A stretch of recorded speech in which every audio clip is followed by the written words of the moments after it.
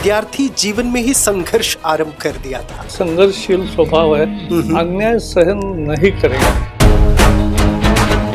Emergency के खिलाफ जब हम लड़े तब से लगातार सारे चुनाव कर रहा हूँ। सामान्य परिवार से आप आते हैं। मेरी माँ स्कूल टीचर थी, मेरे पिताजी पत्रकार थे, मेरी पत्नी भी सत्याग्रह करके जेल में आई थी इमरजेंसी के खिलाफ। सफल पुरुष हो या महिला हो, उसके खिलाफ उसका पार्टनर होता है। केरला फाइल्स देख रहे थे, क्या केरला में उसी तरह की हालातें हैं आज भी? केरला स्टोरी के अनेक शोज 16 और 18 साल के लड़कियों को चर्च में खास शो करके दिखाए। सर, केरला में बीजेपी को किस तरह एक्सेप्ट कर रहे हैं लोग? अटल जी ने प्रसिद्ध कहा था, अभी हम हारे हैं लेकिन हारे थके नहीं हैं, और ये चुनाव में ही हम निश्चित रूप से सत्ता में आएंगे। केरल में पिछले 4 साल से हमने बहुत मेहनत की और आज दिख रहे हैं। करेक्ट। केरल में परिणाम क्या हो रहा है। लोकल इलेक्शंस भी जेडीएस और बीजेपी के गठबंधन के साथ ही होगा? JDS is part of India.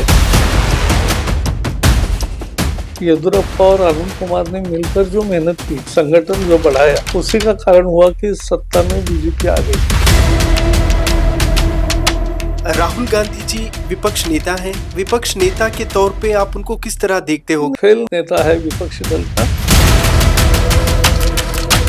Om Birla जी पर भी बहुत सारे सवाल उठ रहे हैं, उन पर अविश्वास पर प्रस्ताव लाना चाहिए। सारे कांग्रेस वाले कहते थे कि सबसे बेस्ट सभापति आज तक के ओम बिरला है। आफ्टर नरेंद्र मोदी योगी जी पीएम बनेंगे। वो क्या है, आफ्टर नरेंद्र मोदी कहा जा रहे हैं।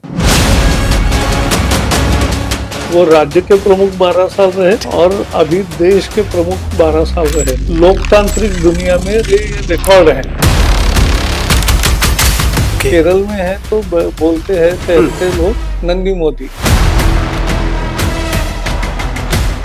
ಈ ಕಾರ್ಯಕ್ರಮದ ಪ್ರಾಯೋಜಕರು ವಿನಯ್ ಕುಮಾರ್ ತರೀಕೆರೆ, ಮಹಾಪ್ರಧಾನ ಕಾರ್ಯದರ್ಶಿ, ಬೆಂಗಳೂರು ಕೇಂದ್ರ ಲೋಕಸಭಾ ಕ್ಷೇತ್ರ, ಯುವ ಜನತಾ ದಳ. ಅಭಯಾನಲ್ಲಿ ಇವತ್ತಿನ ಗೋಲ್ಡ್ ಪ್ರೈಸ್ ಚೆಕ್ ಮಾಡಿದ್ಯಾ? ಇಲ್ಲ. ಅಭಯಾನಲ್ಲಿ ಗೋಲ್ಡ್ ಸೇಲ್ ಮಾಡು, ಗೋಲ್ಡ್ ಇಂಟ್ರೆಸ್ಟ್ ಸೇವ್ ಮಾಡು. 8861 600 600.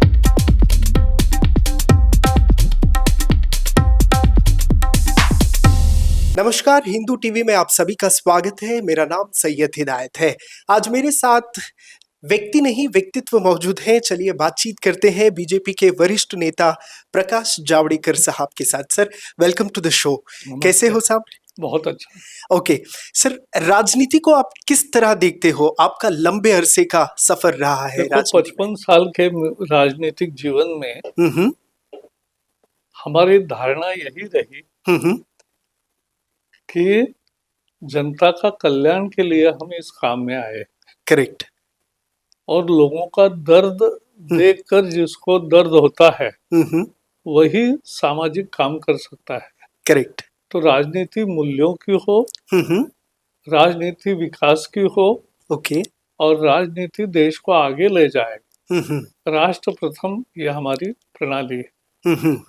और इसके लिए मुझे बचपन से राजनीति में आने का मन था। मैं एकदम मध्यम वर्ग, निम्न स्तरीय मध्यम वर्ग परिवार से आया हूँ।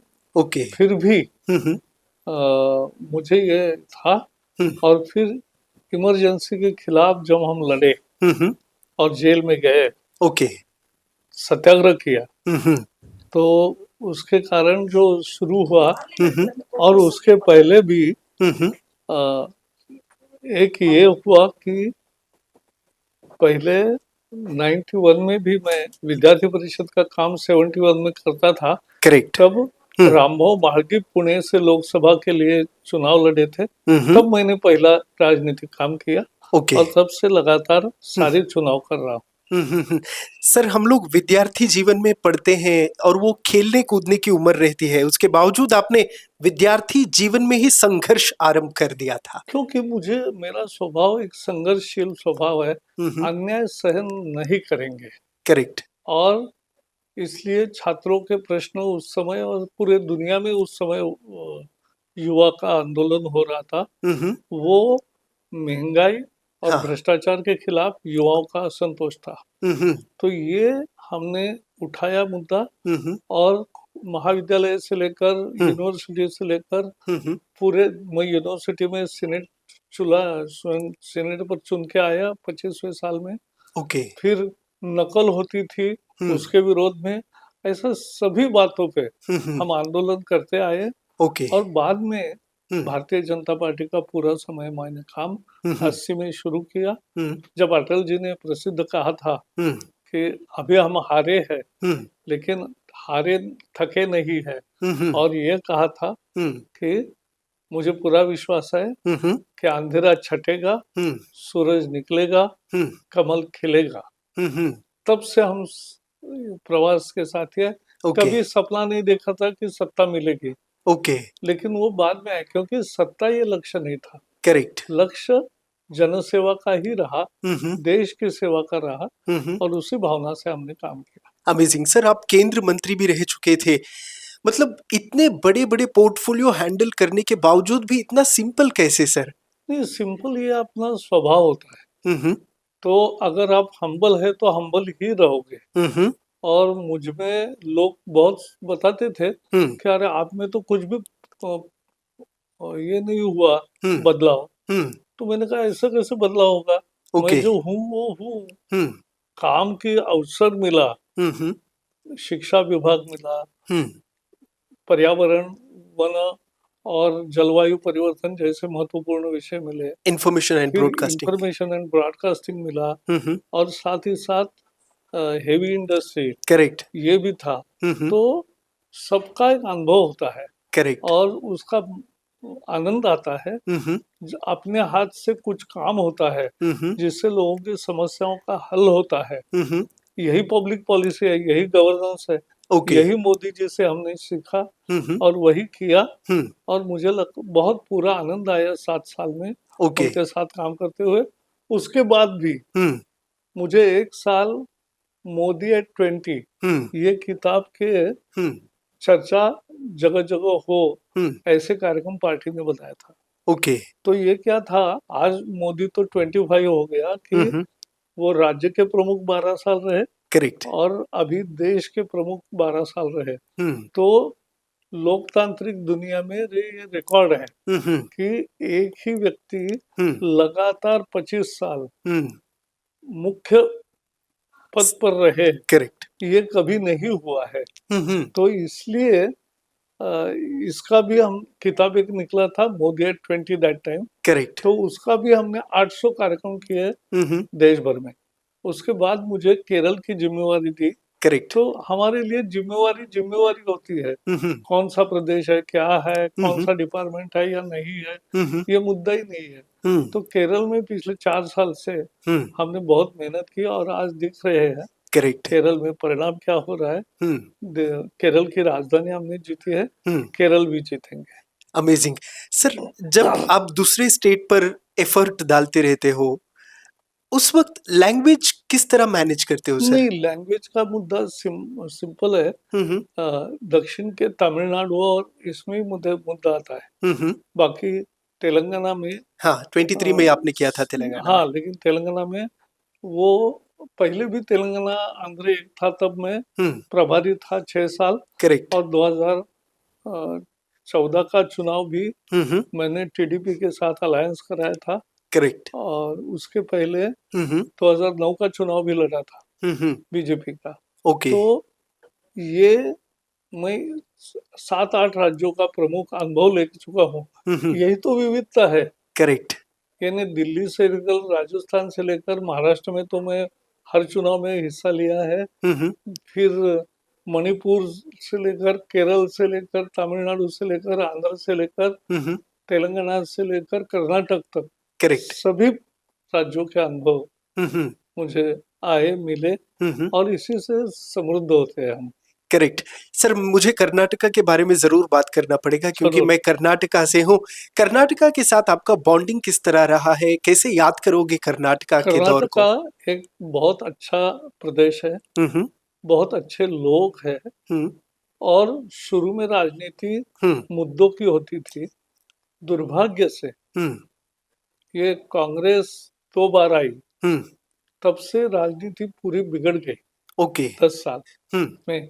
और ये राजनीति अब केवल पैसे की राजनीति बन के रह गई है। हम्म तो ये राजनीति लगातार हम्म अ, अब गर्द में ले जा रही है, हम्म और लोगों के साथ छोटे छोटे खेल कर रही है हम्म उनको। तो ये बहुत गलत लगता है मुझे। ओके सर, गारंटी स्कीम्स के बारे में आप क्या कहना चाहेंगे? गारंटी स्कीम अगर सच्चाई में उसका पालन करेंगे तो कभी कभी हम्म कुछ गारंटी स्कीम योग्य होती है, हम्म लेकिन अनप्रोडक्टिव गारंटी स्कीम हम्म सीनियर सिटीजन के लिए करोगे तो अलग चीज है, करेक्ट गरीबों के लिए करोगे तो अलग चीज है, हम्म लेकिन सबके लिए हम्म केवल लोकप्रियता के लिए, लोकानुनय के लिए हम्म इस तरह के अनप्रोडक्टिव सब्सिडी नहीं। हाँ, जो काम करता है उसको दुगुना वेज करो, उस करेक्ट पर मुझे सहमति है, हम्म वो होना चाहिए, ओके लेकिन वो नहीं होता, हम्म ये मुद्दा है। Okay sir, tiger conservation authority के चेयरपर्सन भी आप रह चुके हैं, तो क्या कुछ करने को मौका मिल रहा है सर? नहीं, टाइगर का जैसे कर्नाटक से आप आते हो, तो पर हमने हम्म अभी वायनाड में हम्म अ, हाँ, प्राणी और एनिमल का कॉन्फ्लिक्ट होता था, करेक्ट तो वहां आने के लिए रास्ता भी बहुत दूर से था। तो कर्नाटक में एक वो जो बड़ा जंगल बीच में लगता है, हम्म तो उसमें रास्ता न काटते हुए हम्म उसके नीचे से हम्म टनल कर रहे हैं, ओके तो उससे बहुत फर्क पड़ेगा। हम्म तो ये केंद्र प्रोजेक्ट कर रहा है, हम्म और पूरा खर्चा केंद्र करेगा। ओके सर, अपर हाउस के बारे में बात करना ही पड़ेगा, क्योंकि आप एमएलसी भी रह चुके हैं, मेंबर ऑफ पार्लियामेंट राज्यसभा में भी रह चुके हैं। अपर हाउस का मतलब कंट्रीब्यूशन कैसे रहा है नहीं, इस देश बहुत के लिए? रहता है। देखो, मैं तो कैमरल सिस्टम का पुरस्कार करता हूँ, करेक्ट 2 कारणों से। हम्म क्योंकि किसी भी विषय, कोई भी सरकार हो, निर्णय किया, हम्म लेकिन उस निर्णय पे जब दोबारा चर्चा होती है हम्म तो कुछ नए मुद्दे सामने आते हैं, करेक्ट कुछ नया विचार होता है, और कभी कभी पुनर्विचार भी होता है। हाँ कभी कभी एक सदन में पास हुए विधेयक, हम्म बिल, ये बाद में लैप्स करने पड़े, सरकार ने भी तय किया कि ये नहीं, जोर लगाएंगे। करेक्ट ऐसे भी उदाहरण बहुत है सभी राज्यों में, हम्म जिन राज्यों में विधान परिषद है। तो ये बायकैमरल सदन होना कर्नाटक में है सर। आंध्र में है, तेलंगाना में है, हम्म अ, जम्मू कश्मीर में है, हम्म बाकी राज्यों में दुर्भाग्य से नहीं है। हम्म महाराष्ट्र में है, हाँ तो और उत्तर प्रदेश में है, बिहार में है, इतने राज्यों में है, लेकिन बाकी राज्यों में नहीं है। वहां भी एक्चुअली होना चाहिए। ओके सर, मुझे आप कह रहे थे कि एक सामान्य परिवार से आप आते हैं। हाँ, मेरी माँ हाँ स्कूल टीचर थी, ओके मेरे पिताजी पत्रकार थे, हम्म लोकमान्य तिलक जी का केसरी दैनिक था, हम्म तो उसमें काम करते थे। और तब हम्म पत्रकारों की तनख्वाह कोई आज जैसी नहीं होती थी। करेक्ट आज भी बहुत पत्रकारों को बहुत तनख्वाह कम होती है, हाँ सर लेकिन उस समय तो बहुत ही कम होती थी। हम्म लेकिन उन्होंने हमें घर में रोज 3-4 न्यूज़पेपर पढ़ने की आदत बचपन से लगी। ओह तो मुझे पहले जब कोई पूछते थे, गेस्ट आते थे, तो हम्म कि क्या बनोगे, तो मैं कहता था संपादक बनूंगा। ओह तो ये मैं करता था। हाँ फिर कॉलेज के दिनों में और जेल के दिनों में भी ओके हमने एक वहाँ मैगजीन चलवाया, हम्म और वो मैगजीन बहुत पॉपुलर हुआ, जेल में भी और कॉलेज में भी। ओके ओके सर, मतलब एक सामान्य परिवार से आने का हर शख्स स्ट्रगल्स को बहुत करीब से देखता है स्ट्रगल जिंदगी में। है, हाँ नहीं, स्ट्रगल करता भी है। लेकिन मेरी पत्नी भी सत्याग्रह करके जेल में आई थी इमरजेंसी के खिलाफ। तब उसको भी आग्रह कर रहे थे ओके महिला नेता कि आप राजनीति में आओ। तो हमने पहला एक निर्णय लिया कि एक राजनीति में जाएगा, क्योंकि मैं बैंक में उस समय काम करता था। वो बोली मैं प्राध्यापक हो जाऊंगी, ओके और प्राध्यापक होते ही मैं इस्तीफा दूंगा ये हमने तय किया, तो प्राध्यापक हो गई और वो बहुत सफल प्राध्यापिका एजुकेशनिस्ट रही लास्ट 40 इयर्स। ओके। लेकिन एक तरह से उनका वो बलिदान है जिसकी कोई चर्चा नहीं करता। लेकिन आखिर हर सफल पुरुष हो या महिला हो, उसके खिलाफ उसका पार्टनर होता है। करेक्ट। तो ये सही है। मैंने का तैयारी की दर्शाई थी कि आप अगर राजनीति करोगी तो मैं घर संभालूंगा। ओके। हाँ, ओह, उसमें कोई दिक्कत नहीं थी। ओके, मतलब एक अंडरस्टैंडिंग रहना चाहिए। हाँ, अंडरस्टैंडिंग चाहिए, नहीं तो कैसे करोगे आप।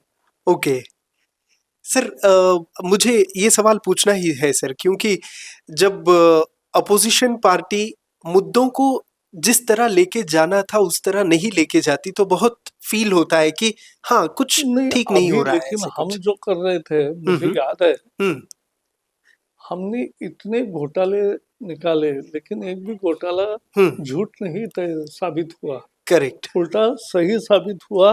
और सुप्रीम कोर्ट ने सारे लाइसेंस और परमिट कैंसिल कैंसिल किए। करेक्ट। तो ये उसकी वाजिबता है कि जो सही मुद्दे है वो उठाए। किसानों के मुद्दे हो, किसानों की आत्महत्या हो, ये सारे मुद्दे उठाए। अभी क्या हो रहा है, अभी वो थूको और भागो ऐसे आरोप लगाया राफेल की खरीदी पर, करेक्ट। ऐसे आरोप लगाए हर चीज पर, और रोज अडानी अंबानी का नाम लेकर गालियां देना चल रहा है। देश में जो वेल्थ जनरेट करता है, ओके। कोई भी उद्योजक हो, जो 20 मजदूर लगाता है, ओके। आपके पास आज 4 काम करने वाले लोग हैं, तो आप 4 लोगों को अगर काम दे सकते हो तो ये आपकी कमाई है, यानी यही आपका कंट्रीब्यूशन है समाज में। तो ये वेल्थ जनरेटर का कंट्रीब्यूशन ये लोग समझते नहीं। अभी विपक्षी दल केवल नकारात्मक राजनीति करता है। ओके। हम सकारात्मक राजनीति करते थे। जब अच्छा विधायक आए तो सपोर्ट करते थे, जब नहीं आए तो विरोध करते थे। ओके सर, जी राम जी को लेकर बहुत सारी चर्चा होती रहती है कर्नाटका में तो स्पेशली। हाँ, ऐसा है, जी राम जी मुझे अगर पूछोगे तो एक नाम का बदलाव है और एक ट्रांसपेरेंसी लाई। ओके। क्या है, अनेक राज्यों में भाई जैसे 50 साल के बाद कोई एग्रीकल्चर मुझे लेबर काम नहीं कर सकता, तो वो भी महिलाएं या पुरुष, उनके भी नाम उस रजिस्ट्री में होना, या काम नहीं किया तो भी सारे झूठे बिल बना के रिपोर्ट लाके फिर उसके पैसे लेना, ये जो चल रहा था अनेक राज्यों में, तो उसको बंद करने के लिए ये इसमें जी राम जी विषय में ये किया है। एक्चुअली महात्मा गांधी नरेगा योजना, और ये कोई फर्क नहीं है, फर्क इतना ही है कि ट्रांसपेरेंसी लाकर उल्टे दिन बढ़ाए हैं। ओके। जो 100 दिन का रोजगार होता था वो अब 125 दिन किया है। तो 125 दिन रोजगार मिलेगा सबको, और जिनको समझो महीने के 10 दिन या 100 दिन के 30,000 रुपए मिलते थे, अब 40,000 रुपए मिलेंगे। ओके। तो ये उनका फर्क, ये अच्छी योजना है। और केंद्र के साथ साथ राज्य का भी सहयोग होना चाहिए। मैं जिस राज्य से आता हूँ महाराष्ट्र में, करेक्ट, तो 1972 में अकाल पड़ा था। अकाल पड़ा था उस समय जो सभापति हमारे थे पागे कांग्रेस के थे, लेकिन उन्होंने सभी पार्टियों की बैठक बुलाई ओके, और बोले रोजगार की गारंटी होनी चाहिए। तो रोजगार की गारंटी ये जो योजना है ये पहले महाराष्ट्र में ही शुरू हुई। ओके। और उसका खर्चा कैसे निकलेगा, तो प्रोफेशनल टैक्स लगाने की विचार आया। करेक्ट। और प्रोफेशनल टैक्स देश का एकमात्र कानून है, एक विधानसभा में पास हुआ कि जिसमें विपक्ष ने भी साथ में सरकार के मत दिया। करेक्ट। तो ये पॉजिटिव पॉलिटिक्स होती है। करेक्ट। ये करेंगे तो लोग आपका जब उनको सही लगता है कि एक इनका बहुत ही ज्यादा भ्रष्टाचार हो गया, ज्यादा काम ये खराब हो गया, तो लोग उनको बदलते हैं और हमें चुन के देते हैं। जैसे मोदी जी अब तीसरी बार चुन के आए हैं। क्यों? क्योंकि वो देश की जनता को छूते हैं। वो मजहब में या जाति वर्ग में कोई फर्क नहीं करते। करेक्ट। मुद्रा लोन मिलना है, गैस कनेक्शन मिलना है, आवास मिलना है, टॉयलेट मिलना है, या बड़ा बड़ा लोन भी मिलना है, या स्वनिधि मिलना है, तो सबको मिलता है। तो ये इसीलिए सभी लोग, केरल में मैं हूँ तो केरल में अभी हम बैठे हैं, तो वहाँ तो अभी दिल्ली में है, ओके, केरल में है, तो बोलते हैं, कहते हैं लोग नंदी मोदी, करेक्ट, यानी थैंक यू मोदी। तो ये सारे देश भर में भावना है, ओके, और इसलिए बीजेपी लगातार जीती है। विपक्षी दल समझ नहीं रहा है कि मुद्दे अच्छे तलाशो, मुद्दों पर अध्ययन करो, मुद्दों को ढंग से रखो, मुद्दों पर ढंग से आंदोलन करो। इनके पास न कोई संगठन है। ओके, अब संगठन नहीं है तो वो संघ को गाली देते हैं। अब करेक्ट, कमाल है, जिन्होंने 100 साल प्रयास करके संगठन मजबूत किया, अब उसका परिणाम हमारे प्रधानमंत्री संघ के ही प्रचारक थे। ओके, तो ये ऐसे सारे आज मंत्री जो है, बहुत सारे लोग संघ से आए हैं। तो ये कोई देश के लिए काम करने वाली सबसे बड़ी एक तरह से पाठशाला है देश की। करेक्ट। सर, हम लोग केरला फाइल्स देख रहे थे, क्या केरला में उसी तरह की हालातें हैं आज भी, या फिर बीजेपी को एक्सेप्ट करने का और एक मुद्दा है, नहीं, किस तरह एक्सेप्ट कर रहे हैं मैं लोग बताता वहाँ पे? केरला स्टोरी जो निकली, वो जिस लड़की की स्टोरी है वो एकदम सही की सही स्टोरी है। ओके, और ये संकट लोगों को अभी लगता है, तो केरला स्टोरी के अनेक शोज क्रिश्चियन चर्चेस ने 16 और 18 साल के लड़कियों को चर्च में खास शो करके दिखाए। ओह, हाँ, तो ये होता है। तो ये समाज की रिएक्शन है। Okay sir. लेकिन मैं कभी सभी मुसलमान खराब वगैरह हम करते नहीं। हमारी लड़ाई एक्सट्रीमिज्म के खिलाफ है, करेक्ट, हमारी लड़ाई आतंकवाद के खिलाफ है। जैसे प्रोग्रेसिव फ्रंट ऑफ इंडिया के नाम से जो चला, एसडीपीआई जो चल रहा है, जमाती इस्लाम का जो आता है, मुस्लिम लीग जो विचारधारा ले चलती है, जिसके साथ कांग्रेस का गठबंधन है, ये सब ये आतंकवादी प्रवृत्तियों को बढ़ावा देते हैं। तो इसलिए इसका विरोध हम करते हैं। ओके, मुसलमान का विरोध नहीं करते। ओके सर, केरला में बीजेपी को किस तरह एक्सेप्ट कर रहे हैं लोग? लोग एक्सेप्ट कर रहे हैं। देश की राज्य की राजधानी में ही सत्ता दी है और आगे भी देती रहेगी। पूरा देश, मैं एक उदाहरण देता हूँ। अहमदाबाद में 1987 में एक पहली अहमदाबाद म्यूनिसिपल कॉर्पोरेशन हमने जीता। करेक्ट, तब तक आप 75 का अपवाद छोड़ के हुए सदा कांग्रेस की सत्ता रही। हाँ, लेकिन अहमदाबाद के बाद लगातार बीजेपी बढ़ता गया और बीजेपी की सत्ता जो आई 95 में, ओके, 90 से, तो वो आज तक कायम है। करेक्ट, तो ये क्यों हुआ? तो ये शुरुआत कहीं होनी पड़ती है। आज केरल में भारतीय जनता पार्टी के विचार को लोगों ने स्वीकारा है, क्योंकि what we are seeing, nation first, correct, party next, self last. तो ये जो कह रहे हैं वो बहुत महत्वपूर्ण है, ऐसा मुझे लगता है। ओके सर, इतना समय क्यों लग रहा था केरला के अंदर जीत हासिल केरल करने में के ऐसा था लिए? कि एक तरफ कम्युनिस्ट और एक तरफ कांग्रेस, इनका गठबंधन दोनों का। ये बाहर तो इंडी करके एक है, करेक्ट, यहाँ नूरा कुश्ती चलाते हैं केरल में, लेकिन टैक्टिकल वोटिंग करके एक दूसरे को मदद भी करते हैं। ओह, लेकिन उससे ज्यादा केरला कांग्रेस हो, वहाँ क्रिश्चियन और माइनॉरिटी मुस्लिम की संख्या भी बहुत ज्यादा है, तो उनको वो वोट बैंक पॉलिटिक्स करते हैं। करेक्ट, तो इसलिए लगातार आइदर यूडीएफ या एलडीएफ, ऐसा ही सत्ता बदलता रहा 70-75 साल। लेकिन अब स्थिति बदली है। ओके, अब लोगों को समझ में आया है 20% हमारा बेसिक स्ट्रेंथ हो गया है। अब हमें एक छलांग लगानी है, करेक्ट, कि एकदम रिजल्ट बदलता हुआ दिखेगा और ये चुनाव में ही हम निश्चित रूप से सत्ता में आएंगे। ओके, ये चमत्कार किसी को लगेगा, लेकिन ऐसा ही चमत्कार इमरजेंसी में बाहर आए, तब अनेक लोगों को लग रहा था कि हमें चुनाव को बाइकआउट करना चाहिए। ओके, सोशलिस्ट पार्टियां थी, वो कह रही थी कि इसमें तो इंदिरा गांधी ने अभी भी इमरजेंसी खत्म नहीं की है, लोग दबाव में हैं, लोग डरे हुए हैं, हम्म, लोगों को कोई जानकारी नहीं 19 महीने में क्या हुआ, करेक्ट। और न पैसा मिलेगा न कैंडिडेट मिलेगा, हम्म, कौन कैंडिडेट होगा और जेल में आएगा। तो इसलिए हम ना चुनाव लड़े। ओके। लेकिन तब जेपी, अटल जी, मोरारजी जी, हम्म, सब लोगों ने तय किया कि नहीं, चुनाव 50 दिन का अवसर मिला है तो लेंगे, दिखाएंगे कि क्या होता है। और 50 दिन में सत्ता बदल गई पूरी। करेक्ट। सर, जिस तरह साउथ इंडिया में येडियुरप्पा जी ने एफर्ट डाला था पक्ष को तो अधिकार आया मिले। कर्नाटक हाँ। में। और ये जो होता है, हम्म, ये धीरे धीरे, हम्म, अब जैसे हमने राइट अलायंस किया, करेक्ट। 14 में किया हम्म, तो भी टीडीपी बीजेपी सत्ता आई, हम्म, 99 में किया तो भी आई, हम्म, और अभी 2024 में किया हम्म, तो भी आई।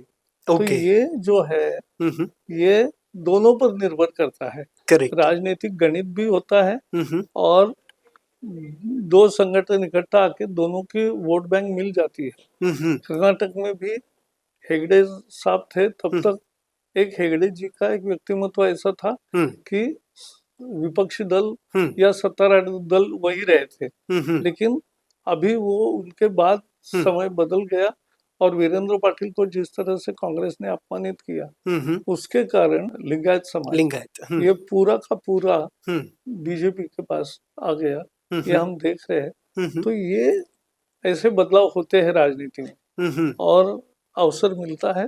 ओके। और हमने जब अवसर मिला तो अच्छा काम करके दिखाया। करेक्ट। सर, कर्नाटका में क्या लोकल इलेक्शंस भी जेडीएस और बीजेपी के गठबंधन के साथ ही होगा?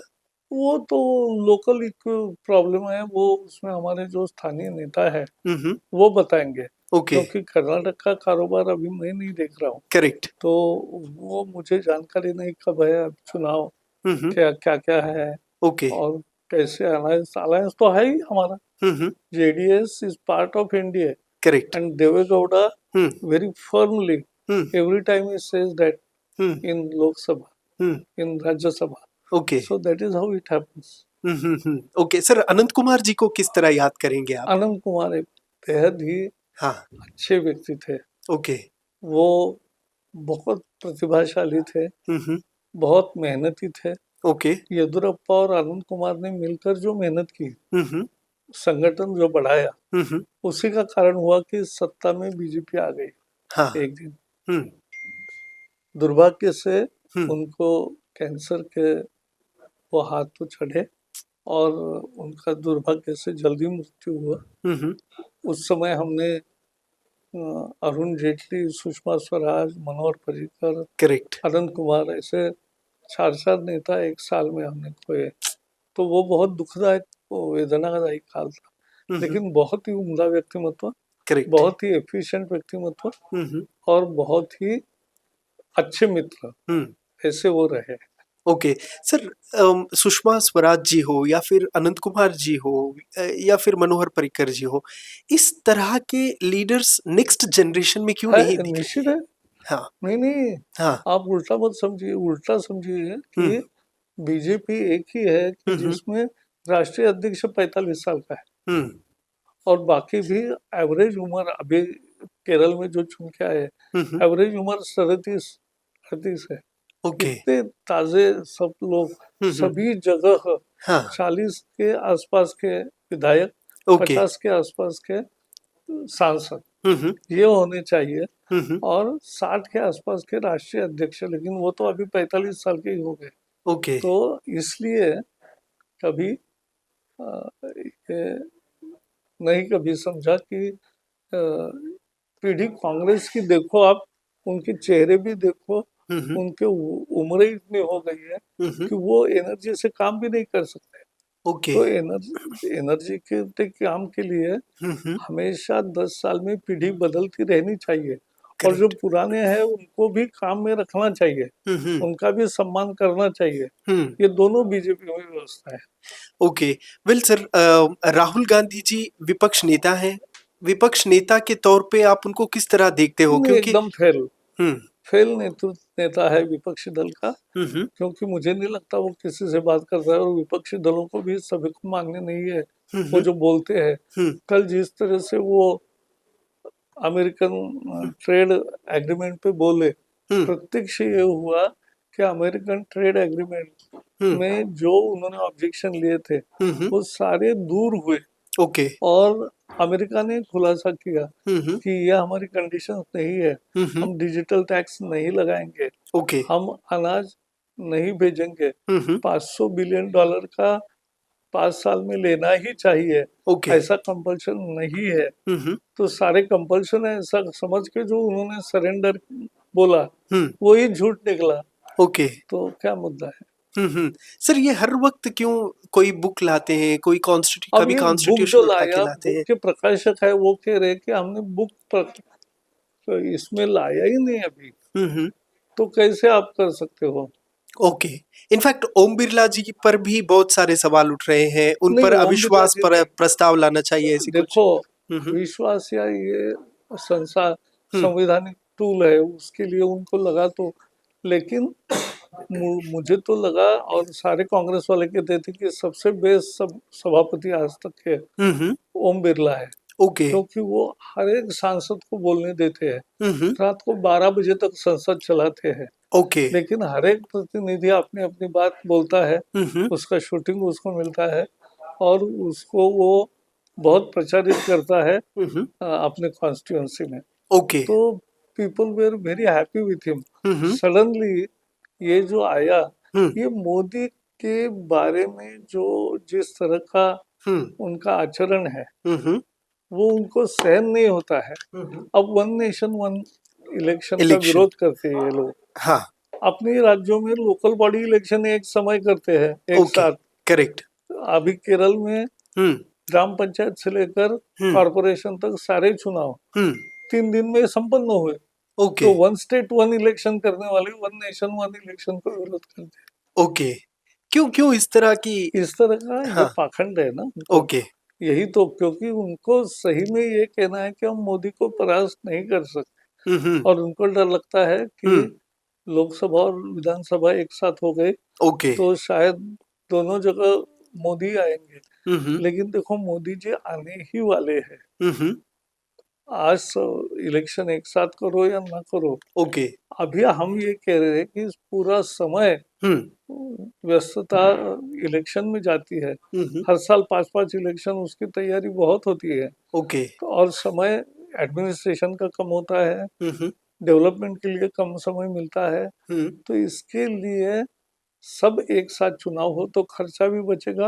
और पहले होता ही था, यानी 52 में, 57 में, 62 में और 67 में 4 चुनाव हुए थे। ओके।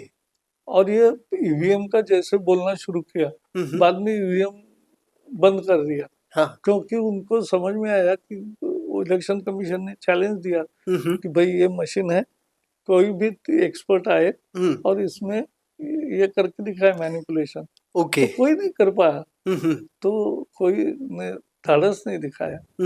तो यही कहानी है। ओके। सच्चाई नहीं है और केवल द्वेष है। इसके आधार पर राजनीति करने वालों की हार सदा के लिए होती है। ओके सर, हर कोई कहता है कि आफ्टर नरेंद्र मोदी योगी जी पीएम बनेंगे। नहीं, वो क्या है, आफ्टर नरेंद्र मोदी कहाँ जा रहे हैं? तबीयत अच्छी है, इतना धूमधाम से घूम रहे क्योंकि हैं, 75 इयर्स के बाद करते रहते नहीं हैं। 75 इयर्स का मुद्दा देखो। हाँ। जो एक्सेप्शनल नेतृत्व होता है उसके लिए वो है नहीं। ओके। तो साधारणतः एक रिवाज होता है कि भाई एक उम्र के बाद आप नो हो, ये जो हमने कहा कि 40 के आसपास के कॉर्पोरेटर, 50 के आसपास के विधायक और 60 के आसपास के सांसद, ये नई पीढ़ी 20 साल का 30 साल का बीजेपी खड़ा करने की ये है। ओके। लेकिन मुझे तो मोदी 15-20 साल के ही जाते हुए नहीं करेक्ट। तो that question is absolutely has no meaning. Amazing sir. Bill sir, finally कार्यक्रम के थ्रू क्या कुछ कहना चाहेंगे लोगों को आप? मैं इतना ही कहूंगा कि लोगों को केवल वोट देने से उनका 5 साल का डेमोक्रेटिक ड्यूटी पूरी नहीं होती। करेक्ट। उसके बाद भी जो सही समस्या आती है उसके बारे में लगातार प्रयास करते रहना चाहिए। इंडिविजुअल लेवल पे, कम्युनिटी लेवल पे, पार्टी लेवल पे, सबके लेवल पे। तो जाके समाज में बदलाव होते हैं करेक्ट। और अच्छे बदलाव होते हैं। टेक्नोलॉजी जीवन में और समाज में बहुत बदलाव ला रही है, तो उसका भी स्वागत करना चाहिए। ओके। और देश के लिए हम काम कर रहे हैं, ये भावना बलवती होनी चाहिए। करेक्ट। धन के आधार पर जो अपने को बड़ा समझते हैं और जिस तरह से उनके बेटे रैश कार चलाते हैं, ये कोई अच्छा चित्र है नहीं। तो सबसे बड़े बड़े जो उद्योगपति है, हाँ। मैंने देखा है, हमारे मित्र है, सब एकदम सिंपल रहते हैं। करेक्ट। वो ऐसा मस्ती नहीं करते, तो ये प्रॉब्लम है। Okay, well sir, thank you so Thank much you. Sir, बहुत खुशी Thank हुई you. आपसे बातचीत करके। वेल, ये थी पूर्व केंद्रीय मंत्री बीजेपी के वरिष्ठ नेता प्रकाश जावड़ेकर साहब की बातें। इनफैक्ट विपक्ष किस तरह काम कर रहा है और केरल में किस तरह बीजेपी को सत्ता में लाने की कोशिश जारी है, उन सब विचारों को हमारे साथ उन्होंने शेयर किया है। देखते रहिए हिंदू टीवी। मैं सैयद हिदायत, साइनिंग ऑफ दिल्ली से।